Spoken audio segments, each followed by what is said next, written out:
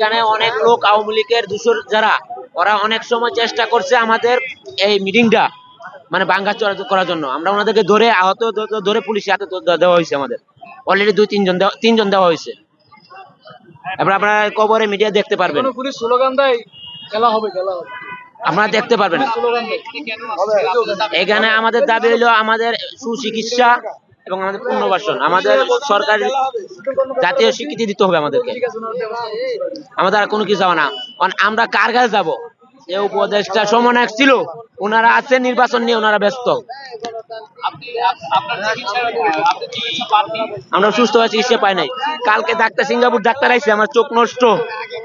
আমার দেখে কয় গুড মানে কি আমি ভালো, গুড মানে কি ভালো। আমার চোখ এটা নষ্ট, আমি এটা কোনো আলু দেখতে পাচ্ছি না।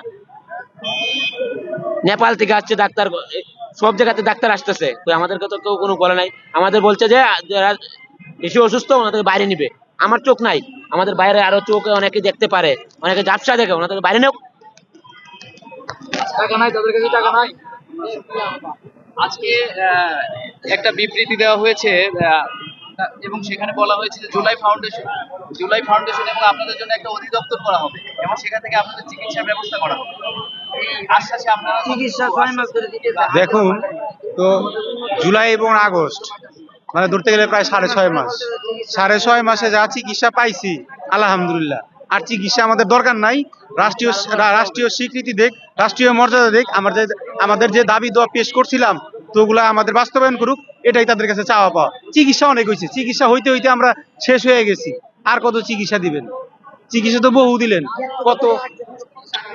কত ডাক্তার আসলো, কত দেশ থেকে ডাক্তার এসে আমাদের দেখলো, তো কোনো লাভ হয় নাই। তারা তো একই কথাই বলে, বাংলাদেশের ডাক্তাররা একই কথা বলে, বাইরে থেকে যারা আসে তারা একই কথা বলে যে বাংলাদেশেই ট্রিটমেন্ট বেটার হইছে, বাইরে গেলে কোনো লাভ হইব না। তো এর ভিতরে যারা আমরা কিছু আহত ভাই আছি, মানে 100% এর ভিতরে হয়তো 20% দেখে, 10% দেখে, তাদেরকে যদি মানে উন্নত মানের ট্রিটমেন্ট দেওয়া হয়, আশা করা যায় তো তারা চোখের দৃষ্টি হয়তো 60% 40% ফিরে পাইতে পারে। কিন্তু এটার ভিতরে বৈষম্য, তো কই যাবো আমরা? আচ্ছা, আপনাদেরকে কি এখানে বাধা দেওয়া হয়েছে যেতে? এখানে বসে পড়েছেন কেন? এখানে বসে পড়েছি তো, এখানে তো বাধাই তো একরকমে বাধা। আমরা তো সরাসরি তো তার বাসভবনে বা তার সাথে দেখা করতে পারতেছি না। তো আমাদেরকে হয়তো 2 ঘন্টা এক বড় ভাই টাইম দিছে। তো টাইম দেওয়ার পরে উনি এখন কি করবে না করবে এটা উনাদের ব্যাপার।